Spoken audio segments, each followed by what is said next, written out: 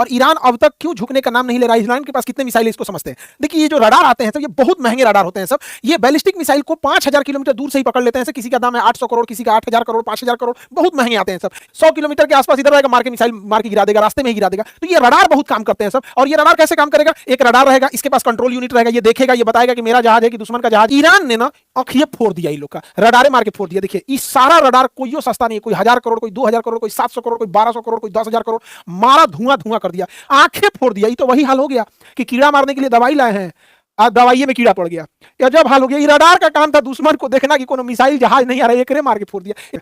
Iran की जो ballistic missiles हैं, अलग अलग लेवल की बैलिस्टिक मिसाइल है, उसकी फतह बैलिस्टिक मिसाइल है, और इसका जो शाहिद ड्रोन है ये बहुत खतरनाक है। और ये बैलिस्टिक मिसाइल अब नए पार्ट को फॉलो कर रहे हैं। ये मिसाइल जब गिरने वाले हो रहे हैं टारगेट पे, तो उसे हम टर्मिनल फेज कहते हैं। टर्मिनल फेज पे ना ये अचानक से रास्ता बदल ले रहे हैं, और रास्ता बदलने के बाद उनकी स्पीड अचानक से, जो नॉर्मल स्पीड आ रही है, अचानक से तेज हो जा रही है। इससे घाटा क्या हो रहा है कि जो मिसाइलों को काउंटर करने के लिए इजराइल और अमेरिका मिसाइल मारते थे सब, तो सपोज कीजिए कि इसकी स्पीड है 1000 किलोमीटर पर आवर, 1000 की स्पीड से आ रहा है। अब ये भी काउंटर करने के लिए 1200 की स्पीड से आएगा, और ये अचानक यहाँ पहुंचने के बाद 2000 की स्पीड से हो रहा है। तो कंफ्यूज हो रहा है, जा अब क्या करें, यहाँ पे ये उल्टे गिर जा रहा है दूसरे के शहर पे। तो ये ईरान बहुत खतरनाक ढंग से मार रहा है अपनी बैलिस्टिक मिसाइलों को। बैलिस्टिक मिसाइल ईरान के पास ऐसे बैलिस्टिक मिसाइलों का जखीरा है, ये पूरा अंडरग्राउंड रखे हुए है अपने बैलिस्टिक मिसाइलों को। और इसको ये क्या किया, अंडरग्राउंड जमीन के नीचे रखा है। अचानक ऊपर से जमीन खुलती है, मार के वो बंद हो जाता है, पता ही नहीं चलता है कहां है। तो दिन के समय वो सॉलिड फ्यूल वाले रॉकेट से मारता है, क्यों? और इस सॉलिड फ्यूल वाले से मारता है। रात के समय वो लिक्विड फ्यूल का यूज करता है। लिक्विड फ्यूल में क्या है कि पहले उसमें फ्यूल भरना होता है, फिर उसमें ऑक्सीडाइजर भरना होता है, तो इसमें 2-3 घंटे का टाइम लग जाता है, और उसके बाद उसको मारता है। सिर्फ बचने के लिए अगर उसने लिक्विड का यूज कर रहा है तो रात में मार रहा है, और दिन में वो सॉलिड फ्यूल से मार रहा है। भयानक लेवल का ले जा रहा है। और इजराइल और अमेरिका के स्टॉक पाइल सभी कम हो रहे हैं, लेकिन ईरान के पास पूरा जखीरा भरा है, चाहे वो ड्रोन हो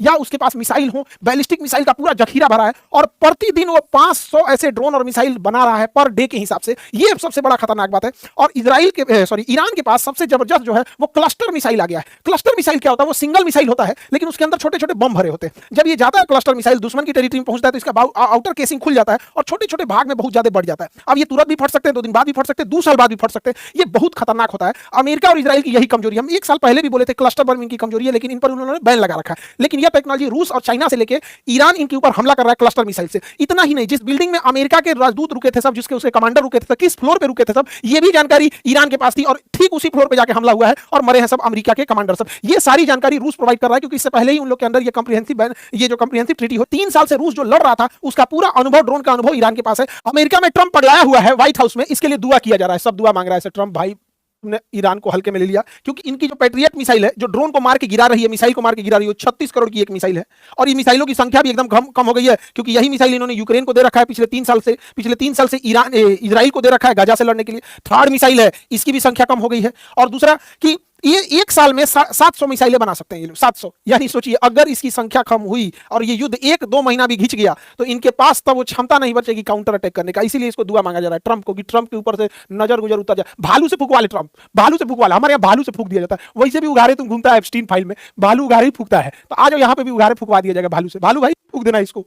हालांकि 9 रीपर जो ड्रोन है दुनिया का सबसे एडवांस ड्रोन माना जाता है। ये घंटों उड़ान बढ़ता है, सर्वेलांस करता है, मिसाइल मार देता है। यहाँ पे ईरान ने इन ड्रोनों को भी मार दिया है। मारने के अलावा बाकायदा रडार फोटो भी रिलीज किया कि देखिए हमने कैसे मार के गिराए। और इसके बाद इसकी टेक्नोलॉजी ईरान अब दे देगा, या तो खुद बनाएगा या फिर रसिया और चाइना को भेज देगा यहाँ पे। और इतना लिंकन वायुयान जो युद्धपोत है वो ईरान से 300 किलोमीटर दूर खड़ा है, और इसने अटैक करने की भी कोशिश भी किया था, हालांकि सफल नहीं हो पाया। और इतना ज्यादा ईरान का खौफ है कि ये लोग अपने 3 जहाज मार के गिरा दिए रडार पे, कहीं ईरान का नहीं, मारो जल्दी मारो, यहाँ पे मार के गिरा लिया सब। ईरान बचने के लिए क्या किया है, वो हेलीकॉप्टर ये नहीं है, ये गुब्बारा है बड़े साइज का, इसको भर दिया है गुब्बारा को, और यहाँ लूनर बर्ग लेंस लगा दिया। ये लूनर बर्ग लेंस किसी चीज को बहुत बड़ा करके दिखाता है और रडार को कंफ्यूज कर देता है, तो ओरिजिनल दिखने लगता है। तो ये जहाज ओरिजिनल दिख रहा था हेलीकॉप्टर, इस पे मिसाइल मार दिया, करोड़ों का मिसाइल बर्बाद कर दिया। यहाँ इसने अपने फाइटर जहाजों की पेंटिंग बना रखी थी, इसने क्या किया, उस पेंटिंग वाले जहाज पे मारा F-35 ले आके मिसाइल, और पूरा जहाज उड़ा दिया, F-14 उड़ा दिया, सब पेंटिंग रखा हुआ है। ईरान ने एक बघेरी एयरक्राफ्ट कैरियर बनाया था, ये कंटेनर जहाज था, इस पे ड्रोन और हेलीकॉप्टर के लिए गया था, इसको भी मार के डुबा दिया।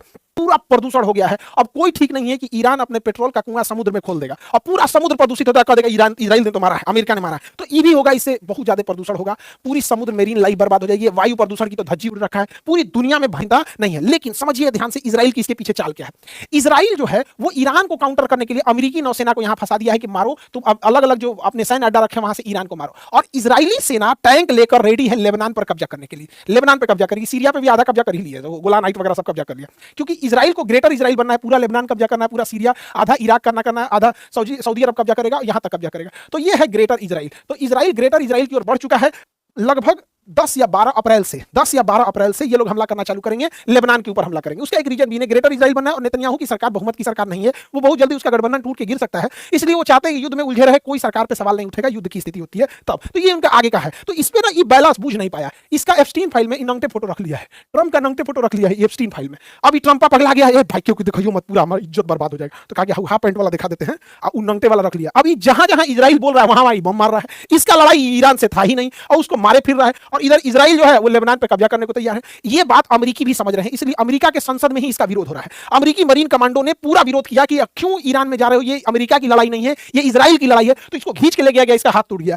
ईरान का अमेरिका का दोस्त स्पेन भी अमेरिका का साथ छोड़ दिया है, ब्रिटेन भी अपनी एयरवेज यूज करने नहीं दे रहा था, तो बाद में ट्रंप गुस्सा आ गया, तो कहा ठीक है भाई B1 लेंसर जहाज के लिए यूज करते हो ईरान को। ईरान ने ऐसा नहीं करेगा, इन्हें पहले से पता था कि अमेरिका ऐसा करेगा, इसलिए ये पहले से तैयार बैठे थे। तो खमेनी ने क्या किया था, एक बहुत खतरनाक डिवीजन बनाया था, decentralised mosaic defence, DMD, decentralised mosaic defence जो इन्होंने बनाया था। ये क्या था, इसका था कि ईरान को 31 टुकड़ों में इन्होंने तोड़ दिया था, 31 टुकड़ों में तोड़ दिया, और कहा गया कि अगर तेहरान ध्वस्त भी हो जाता है, टॉप लीडरशिप मारी जाती है, प्रधानमंत्री, राष्ट्रपति, टॉप लीडर, सेनापति मारे जाते हैं, तो उससे कोई मतलब नहीं है। 31 का 31 DMD ब्रिगेड जो है उसके पास अपना मिसाइल है, अपना ड्रोन है, अपने जहाज हैं, अपनी सेना है, वो सब मारेगी 3100। इसलिए ईरान की टॉप लीडरशिप ढह चुकी है, लेकिन जो 31 के 31 जो डिसेंट्रलाइज्ड मोजेक डिफेंस थी, DMD थी, वो अंधाधुन मार रही है। जिसको कुवैत मिल रहा है, यहां से कुवैत को मार रहा है, जिसको UAE मिल रहा है वो UAE मार रहा है, कतर मार रहा है, बहरीन मार रहा है, इरिया, तुर्कमेनिस्तान, जहां मन, अजरबैजान, जहां मन वहां मार रहा है सब। अब ईरान पगला गया एकदम, जहां मन वहां मारना, क्योंकि टॉप लीडरशिप खत्म हो चुकी है, और DMD को बनाया ही गया था कि अगर टॉप लीडरशिप खत्म होगी तो तुम लोग अंधाधुन मारना। और इसकी 31 ब्रिगेड तैयार है, ईरान के अंदर बैठी है। ईरान के पास सबसे खतरनाक चीज क्या है, उसके पास छोटे साइज की पनडुब्बी है। ये बहुत बड़ी पनडुब्बी नहीं है, इसमें 10-15 आदमी ही अट पाते, बहुत छोटी पनडुब्बी है। लेकिन जो हार्मुज जल संधि है, वहां का उथला पानी है, वहां बड़ी जहाजें नहीं आ सकती हैं और ना ही बड़ी पनडुब्बी आ पाएगी, क्योंकि चट्टान है। ये चट्टानों के पीछे छुप जाएंगे सब, और ये जब अमेरिकी नौसेना पास आएगी तो उसे मारेंगे सब। इसके अलावा ईरान के पास एक मच्छर ब्रिगेड है। अभी मच्छर ब्रिगेड क्या है, तो छोटे छोटे लेकिन बहुत तेज गति से चलने वाले, इसके पास 15,000 से ज्यादा जहाजें हैं, पानी वाली जहाजें, बहुत छोटी है। इसका आकार जो है वो एक बस के आकार का है, और उतनी ही लंबाई में है, ट्रैक्टर बराबर होगी यहाँ पे। लेकिन इतनी तेज स्पीड है कि इसको मारना बड़ा मुश्किल हो जाता है। और वैसे भी पानी समुद्र में निशाना लगाना बड़ा मुश्किल होता है कि समुद्र ऊपर नीचे हो रहा होता है, जिसमें आपकी जहाज है वो भी डिसबैलेंस हो रही होती है। तो इनका क्या है कि ये लोग उसको एज एक साथ 200-400 छोड़ देंगे और उसमें से ये मिसाइल छोड़ देंगे। अब दुश्मन का जहाज कंफ्यूज हो जाएगा कि भैया इन मिसाइलों को मारे कि इन जहाज को मारे। ये मिसाइल भी गति कर रहा है, जहाज भी मूवमेंट कर रहा है, समुद्र भी मूवमेंट कर रहा है, तो कंफ्यूजन हो जाएगा। कोई ना कोई उस जहाज पे जाकर लग जाएगा, अगर नहीं लगा तो ये कामाकाजी होंगे, ले जाके अपने आप उसमें लड़ा देंगे और ये खत्म हो जाएगा। यही वजह है कि अभी तक न इजराइल न अमेरिका की नेवी आगे आई है इस चीज को खत्म करने के लिए, क्योंकि इनके पास मच्छर ब्रिगेड है। ईरान को तबाह करने के लिए अमेरिका सबसे घटिया और नीच काम करने जा रहा है। वह ईरान के ऊपर के कुर्द लोगों को, कुर्द एक कबीला है वहां पर, उन लोगों को इजराइल और अमेरिका हथियार दे रहे हैं और पैसा दे रहे हैं। और पूरी ये जितनी गाड़ियां हैं, देखिए, ट्रक, व्हीकल्स, इम्यूनिशंस, फ्यूल, हथियार, पैसा, इंटेलिजेंस, CIA पूरी मदद कर रही है, इन लोग की मोसाद पूरी मदद कर रहा है, और इन लोगों को अपने हथियार गोदामों में भरे हथियार को पूरा सप्लाई किया जा रहा है कि ऊपर कुर्द, इन कुर्द को सीरिया से लाया जा रहा है ईरान के पास, क्योंकि सीरिया में सरकार गिरा दिए हैं सब, ये सब इराक में सरकार गिरा दिए हैं सब। तो अब ये कुर्द कहां चले गए, इराक के कोना पे, अब यहां से पूरे ईरान में ये फैल जाएंगे सब और पूरा आतंक मचा देंगे। सबसे ज्यादा हथियार 99% हथियार अमेरिका के बने होते हैं हर एक आतंकवादियों के पास, चाहे वो भारत के नक्सलाइट हो, चाहे कश्मीर में इंसर्जेंसी हो, चाहे अजमल कसाबा हो, चाहे ओसामा बिन लादेन हो, तालिबान हो, ISIS हो, सबको हथियार यही प्रोवाइड करते हैं। लेकिन इन लोग के ऊपर कोई उंगली नहीं उठा सकता है। सोचिए, अमेरिका जहां जा रहा है, ये जो काम कर रहा है, यहां युद्ध के बाद एक आतंकवादी पनपेंगे सब। अमेरिका ने यही तो किया था, इराक में उसने ISIS आतंकवादियों को पैसा दिया, और पूरा जब हमें चला गया तो वहां से ISIS आ गए सब। रूस को मारने के लिए ओसामा बिन लादेन को ट्रेनिंग दिया, हथियार दिया, उसके बाद अलकायदा तैयार हो गई। तालिबान को किसने तैयार किया, अमेरिका ने तैयार किया। इन सारे आतंकवादियों को हथियार, पैसा, CIA की ट्रेनिंग सब किसने दिया था, अमेरिका ने दिया था। अब अमेरिका कुर्दिश को तैयार कर रहा है, और इतना ही नहीं, स्टैंडर्ड देखिए, कुर्दिश फोर्सेज, मतलब ये आतंकवादी नहीं, अब ये फोर्स है, मतलब ये अभी सेना है। किस देश की सेना, किसी देश की नहीं। तो ले भैया, तो हमारे देश के नक्सलाइटों कहेंगे कि फोर्स है भैया, हम भी मतलब इनको सेना। जब ये ईरान पे खत्म कर देंगे तो ये भारत के लिए खतरा बनेंगे सब। अभी ये आतंकवादी, चूंकि अमेरिका दूर है, वहां जाना मुश्किल है, हम लोग के लिए खतरा बनेगा। वर्ल्ड ऑर्डर शिफ्ट हो रहा है। देखिए, 11 मार्च से ईरान क्या करेगा, जितने मिडिल ईस्ट के देश हैं उनके पास पीने का पानी नहीं है, तो उनके पास डीसैलिनेशन प्लांट है। इन डीसैलिनेशन प्लांट के ऊपर ये अपने ड्रोन से हमला करके इसे तबाह करेगा। और अगर यहां पे आतंकवाद जैसी घटना पनपी या फिर मानवता लांघने का काम ईरान ने किया, तो इन ड्रोनों के अंदर कुछ नहीं करना, इसे केवल पारा भर देना है।